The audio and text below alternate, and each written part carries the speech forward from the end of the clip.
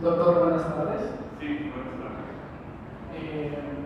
Tenía un planteamiento acerca de lo práctico que puede ser filosofar. Como saben usted y auditorio, vivimos en una realidad, en una circunstancia bastante violenta, problemática, que nos hace pensar sobre qué es la condición humana, qué somos humanos, como usted había dicho. Y pues el filosofar bien puede ayudarnos a plantearnos los problemas y las preguntas y respuestas acerca de estos problemas.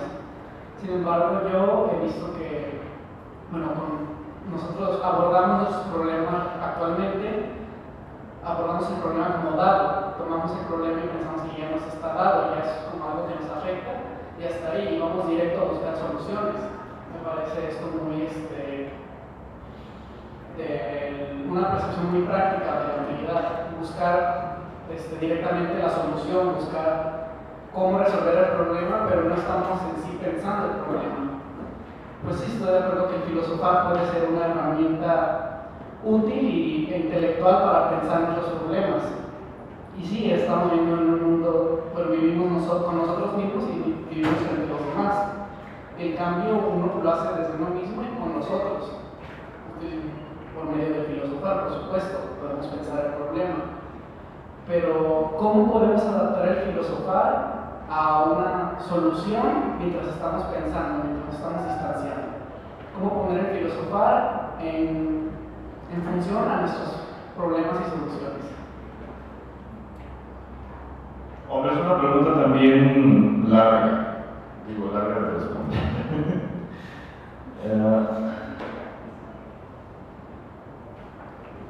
Es obvio que tenemos muchísimos problemas que son urgentes.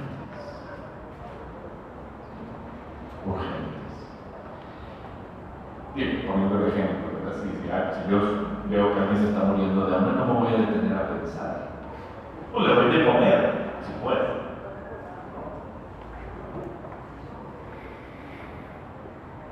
Yo no digo que las soluciones técnicas a los problemas urgentes no los debamos de hacer, no. Sí, pero sabiendo que son soluciones técnicas a problemas urgentes. Pero eso no me quita el que tenga yo que distanciarme de todo esto para poder mirar esta situación, y no solamente esta, sino otras, desde otra perspectiva que me permita que aflore ahí otras preguntas, otros perfiles, otros matices que no están nunca vistos y que nunca se ven en una mera solución técnica. Y segundo,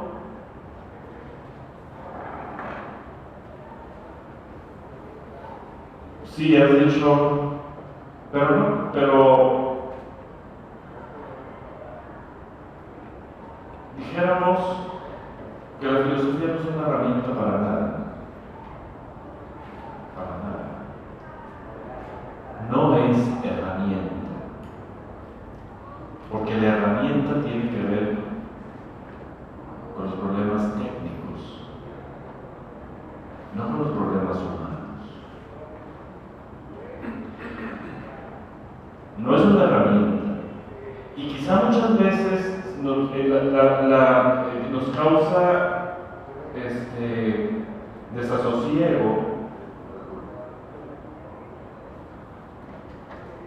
el ver que la filosofía no ofrece, ni ha ofrecido, ni va a ofrecer jamás una especie de recetario para resolver cualquier problema, porque su función es otra. Una vez que se gana esta perspectiva, una vez que con el distanciamiento y el esfuerzo del pensamiento se va expandiendo el horizonte, entonces de ahí surgirán nuevas teorías, como ha sucedido siempre. Finalmente, todas las teorías científicas teorías están montadas sobre supuestos filosóficos,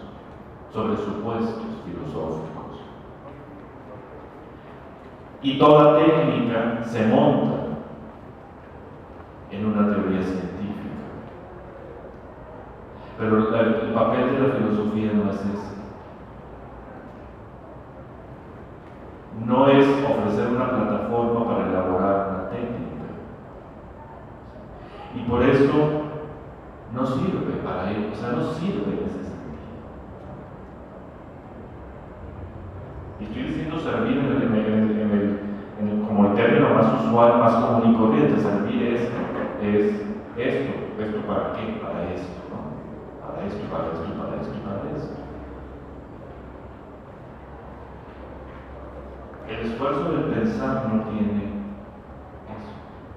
Por eso Aristóteles decía, al inicio de su metafísica, enseñó, quizá no haya una actividad más noble del ser humano que el filosofar.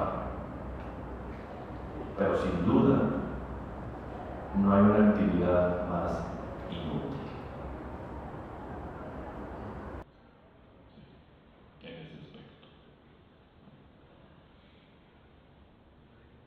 No podemos pasarnos la vida solamente resolviendo problemas técnicos, porque los problemas técnicos nunca van a la raíz de nada.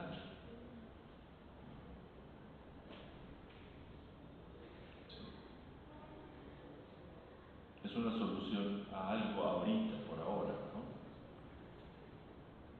Pero nada más. Bueno, no sé, por ahí.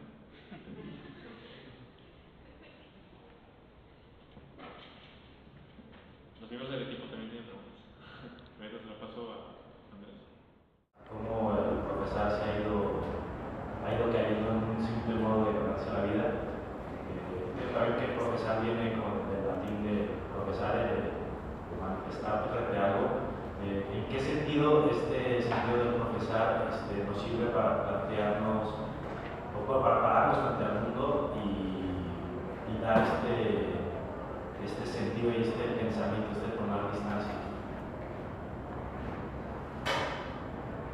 Bueno, sobre esto, por ahí, más largo, hay un escrito que elaboré hace tiempo que no leo, que es justamente sobre este asunto de la pérdida del sentido mismo de la profesión. Y un poco lo que decía ahorita, ¿no? O sea, la profesión ya no es, prácticamente ya no es para nadie algo que un modo de vida que yo quiero para mí como tal, como modo de vida, sino una actividad útil, una herramienta, vamos a decir, ¿no? Una herramienta para ganarme la vida, no sé, con más o menos éxito, con más o menos prestigio, pero realmente una herramienta. Y sí, el profesar curiosamente es derivado del lenguaje religioso, y sí del latín, el profesar. Y el profesar es esta manifestación que me identifica de tal o cual forma en mi modo de ser humano, no en mi ocupación solamente, ¿no? Y este sentido, y por eso se habla en la vida religiosa, por ejemplo, de hacer la profesión.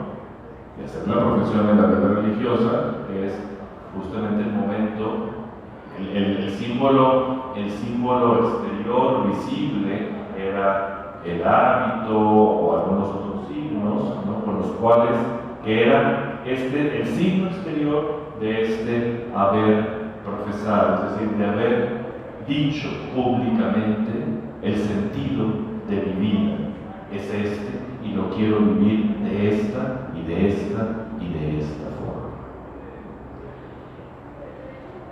este profesor pasa a la palabra profesión, pero ya en las profesiones actuales totalmente se ha perdido, ¿no? Ya no es esto algo que me identifica, con lo cual yo manifiesto públicamente, y siempre es una manifestación pública de la profesión, yo manifiesto públicamente, no solamente aquello de lo cual yo me quiero ocupar, sino lo que yo quiero ser, ocupándome de esto, y la forma como yo quiero ocuparme de esto. Entonces, profeso. He hecho una profesión.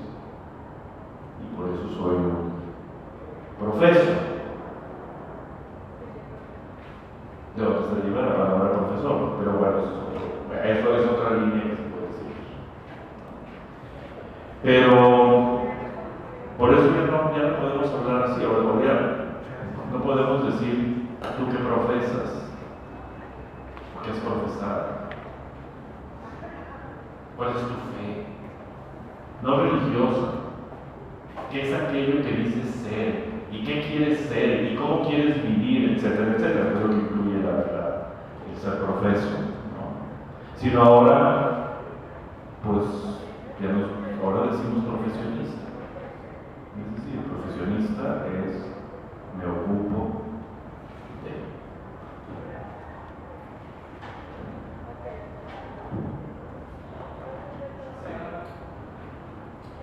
Hace un momento, en un te hablabas de lo inservible que podía ser la filosofía, cuando hablabas de que no es una herramienta para algo. Joseph Piper me parece que lo deja claro, cuando la filosofía está en función de algo, la filosofía tiene libertad, deja de ser libre. Eso es en cuanto a la filosofía, pero ¿qué pasa con el filósofo propiamente? Situándonos un poco en contexto, digamos, este país pasa por muchos problemas, este mundo pues también pasa por muchos problemas, frente al capitalismo, a los modos de concebir, al trabajo que describías hace un momento. En ese sentido, ¿cuál es la función del filósofo? O sea, se supone que los que estamos en la universidad debemos ser la élite pensante, no en cuanto que somos grandes intelectuales, sino que tenemos el suficiente ocio para poder pensar, ¿no? Creo que la gente que está allá afuera, que de alguna forma es la que más le pega estas concepciones del mundo, del liberalismo, etcétera, etcétera, también tienen derecho a exigir coherencia y hablar o decirnos o reclamarnos que si somos los que pensamos, los que dedicamos el tiempo a pensar, pues también de alguna forma debemos hacernos cargo de la realidad. También nos compete, nos corresponde. ¿Qué sucede con eso? No, estoy de acuerdo. Yo creo que eso es lo que se espera de esta toma de distancia del pensamiento, de esta toma de distancia filosófica, esto es lo que se espera, ¿no? Yo sí creo que más que convertirnos o ser la élite del pensamiento, lo que sí puede ser, lo que sí sería un servicio, vamos, que podemos hacer en el contexto de esta universidad, es justamente llevar el pensamiento filosófico más allá de nuestras aulas y llevarlo ante, es decir, pensar las situaciones que vivimos, no para dar ninguna receta, porque a veces eso se está esperando, como les decía ahorita Ezequiel, ¿no? Sí. No para, porque la filosofía nunca va a decir qué es lo que tú tienes que hacer, primero haz esto, segundo esto, tercero esto y esto y esto y esto, ¿no? Pero sí, el poder abrir, el poder ayudar, colaborar en la medida de nuestras posibilidades a que esto se vaya convirtiendo en un modo de vida, no solamente para los que están en el departamento de filosofía, ¿no?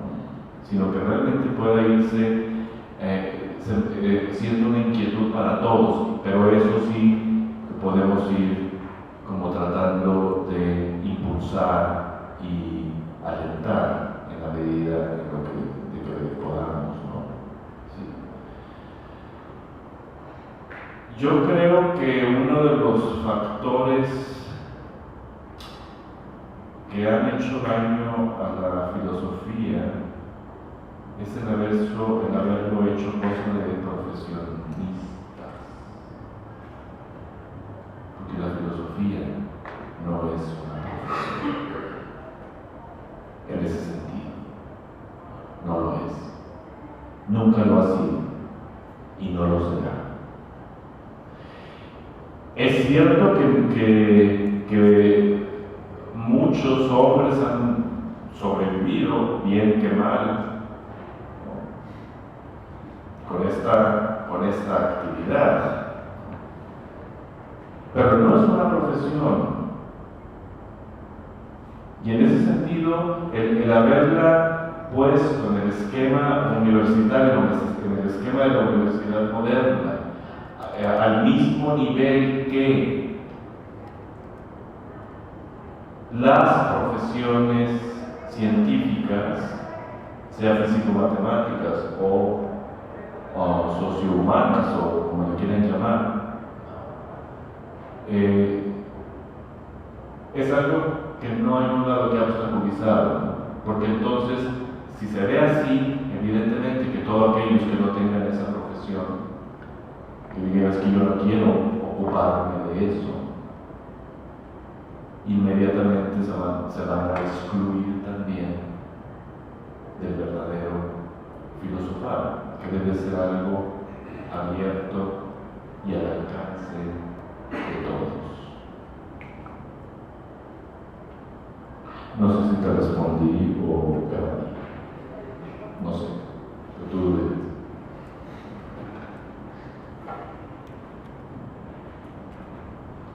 ¿Alguien más tiene alguna pregunta para pasar el micrófono?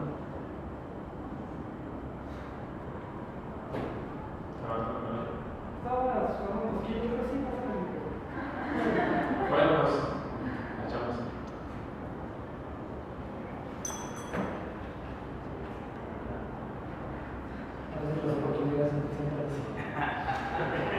Muchas gracias por la plática, desafortunadamente. Y tardísimo porque pensé que era de la biblioteca.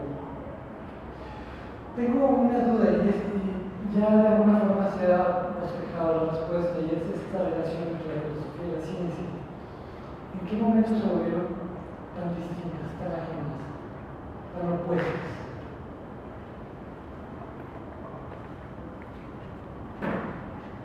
Yo creo que se volvieron ajenas, distintas, opuestas, bueno, mucho a partir del inicio, dijéramos, de la ciencia moderna, es decir, cuando la ciencia opta por el método matemático, ¿no? Siguiendo la hipótesis galileana del lenguaje en que está escrito de la naturaleza son las matemáticas.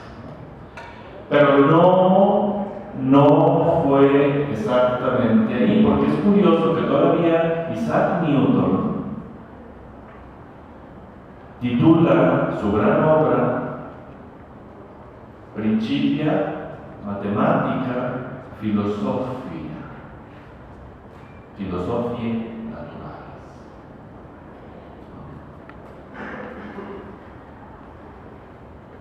Newton pensaba que lo que él estaba haciendo era lo que se llamaba desde hace muchos siglos filosofía natural o cosmología.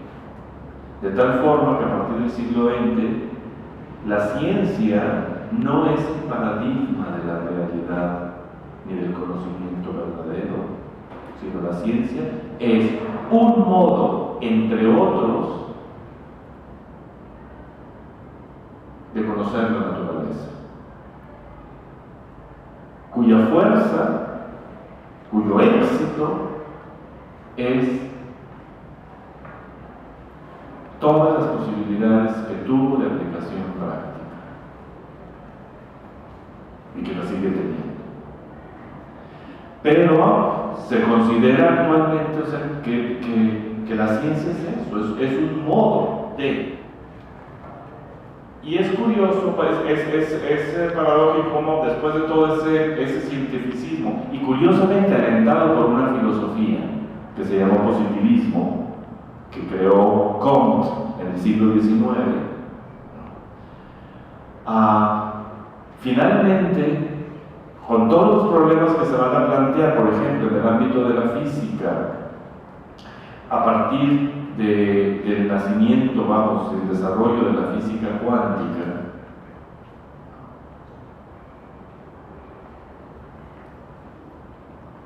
parece que se va coincidiendo otra vez en algunas cosas. Pero por ejemplo, algo que no lo digo yo no sé, no me consta, pero este filósofo español del cual mencioné ahorita hace rato, Javier Zubiri, él narra esta plática que tuvo con Heisenberg, que en dos puntos Heisenberg, a propósito de su famoso principio de indeterminación, Heisenberg le decía: es ahora el momento en que todos los problemas que se están planteando a nivel cuántico exigen, no solamente piden, exigen una seria reflexión filosófica sobre la materia filosófica. Entonces, yo creo que esas las vicisitudes que se pasaron y que muchos se lo debemos esto pues al siglo XIX, ¿no? Donde se exacerbó. Claro, la física nacía con una fuerza impresionante y todas las actividades humanas la querían copiar, querían seguir eso, ¿no? Algunas con mucho éxito, otras no, porque entonces ahí cae la psicología, que la pobre todavía se debate en el siglo XXI sobre si es una verdadera ciencia o no lo es. ¿En qué sentido es una ciencia? ¿O la sociología? ¿O la misma historia? En fin, bueno, hay muchos otros. La pregunta sería, si la filosofía no es una profesión, ¿cuál es el objetivo entonces de la universidad de presentarla como una licenciatura o de presentarla como una profesión? Si no lo es, ¿cuál es el papel que está queriendo dar la universidad como profesión? Pues nada, que estamos envueltos en nuestro tiempo, ¿no? Y a partir del inicio de la universidad moderna, pues la filosofía va a ocupar ese espacio, ¿no? Como el espacio de una profesión más entre otras profesiones, ¿no? Y se van a conservar esos espacios de filosofía que ya existían, pero que en la Edad Media tenían una centralidad muy fuerte, ¿no? Las facultades o la escuela de filosofía, y las universidades después pues han seguido como ese camino, esa inercia, ¿no? Que sí tiene, yo no digo que esté totalmente, sí no es una profesión, pero yo no estoy en contra, por ejemplo, de que haya gente como ustedes, por ejemplo, que quieran y puedan dedicarse o quieran hacer de la filosofía no solamente este modo de vida humano, sino también un modo de vida que también sea y cumpla las funciones de otra profesión en el ámbito del trabajo y la supervivencia. Todos tenemos que hacer de alguna forma, ¿no? Pero está bien que haya este departamento de filosofía. Pero yo lo que siempre he insistido es esto no tendría que ser un departamento más equiparable a los otros departamentos, no porque sea mejor ni peor, sino simplemente porque es otra su función.